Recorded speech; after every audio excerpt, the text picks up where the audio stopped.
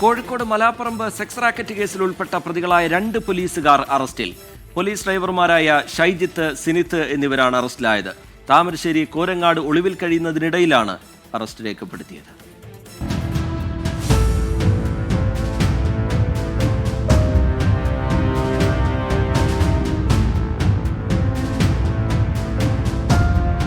സസ്പെൻഷനു പിന്നാലെ ഒളിവിൽ പോയ പ്രതികൾക്കായി പോലീസ് അന്വേഷണം ഊർജിതമാക്കിയിരുന്നു. രാജ്യം വിടാതിരിക്കാൻ ഷൈജിത്തിന്റെ പാസ്പോർട്ടും പിടിച്ചെടുത്തിരുന്നു.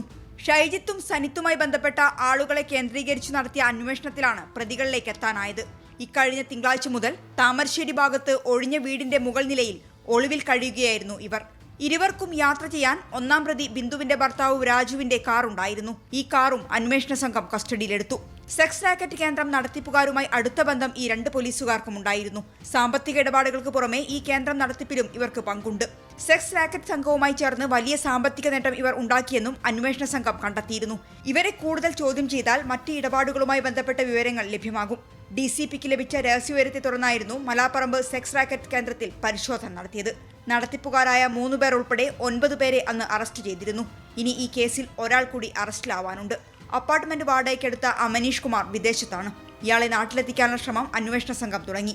നടക്കാവ് പോലീസിനൊപ്പം സിറ്റി ക്രൈം സ്ക്വാഡും ചേർന്നാണ് പ്രതികളെ പിടികൂടിയത്. 24 കോഴിക്കോട്.